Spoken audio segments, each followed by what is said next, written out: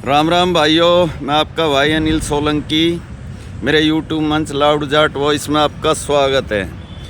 देख रहे हो पार्क में बैठे हैं और ये एक मेरा मित्र है हर्षवर्धन सहरावत, हाथ हिला। तो सुबह आए थे घूमने, तो हर्षवर्धन सहरावत ने मेरे को एक वीडियो दिखाया जिसमें एक लफंगा चौधरी देवीलाल के स्टैचू पे खड़ा होकर रील बना रहा है। तो ये कोई छोटी बात नहीं है, बात तो बहुत बड़ी है। लेकिन मेरे को ऐसा लगता है कि कोई तो है जो हरियाणा का माहौल ख़राब करके और 35 वर्सेस 1 को ज़िंदा करना चाहता है, जो धीरे धीरे ख़त्म हो रहा था और भाईचारा लौट रहा था। क्योंकि मैंने ये बात नोट करी है, कुछ लोगों को बड़ी परेशानी है इस बात से कि ये हरियाणा में जाट वर्सेस गैर जाट की राजनीति क्यों ख़त्म हो रही है। उसका एक सबूत है मेरे पास, और वो सबूत ये है कि इस बार का जो विधानसभा का चुनाव और लोकसभा का भी चुनाव जाट गैर जाट के मुद्दे पर नहीं हुआ। क्योंकि लोकसभा में 5 सीटें कांग्रेस ने जीती और 5 बीजेपी ने, टाई था मुकाबला। और दीपेंद्र हुड्डा को जितने वोट मिले रोहतक में, उससे भी ये साबित होता है कि उसको 36 कौम के वोट मिले। और विधानसभा में भी दोनों पार्टियों को भले ही सीटों का कुछ 10-12 सीट का फ़र्क रह गया, 11 सीट का फ़र्क, लेकिन परसेंटेज ऑफ वोट बराबर मिला। तो इससे कुछ लोगों को परेशानी है और वो चाहते हैं कि एक बार से हरियाणा फिर से जले। वरना ऐसी हरकत कोई नॉर्मल आदमी तो करेगा नहीं। इतनी तो अकल सब में है कि मैं जो कर रहा हूँ इसका नतीजा क्या हो सकता है।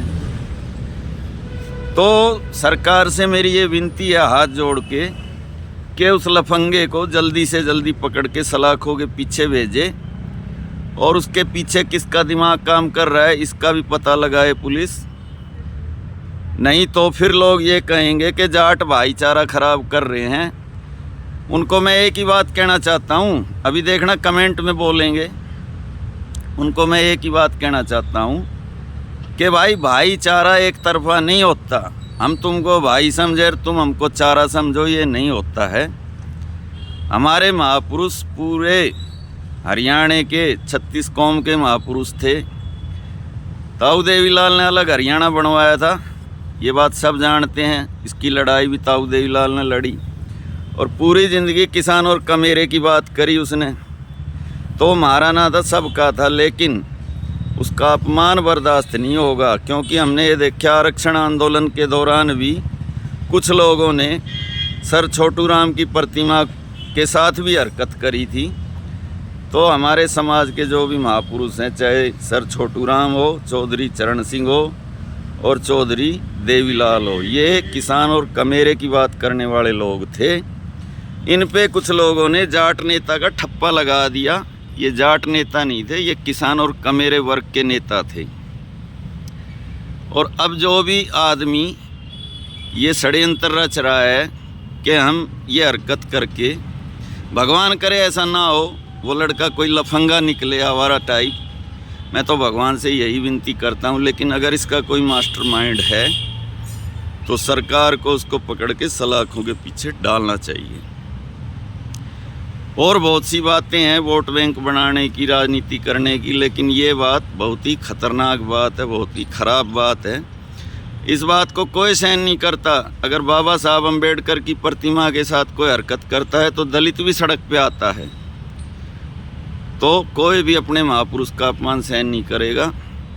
और मेरी आप लोगों से ये विनती है, जाट समाज के लोगों से, कि किसी के भड़कावे में ना आए, सरकार के एक्शन का इंतज़ार करें और सरकार पे दबाव बनाएं और भाईचारे को अभी बना के रखें और देखें सरकार क्या करती है।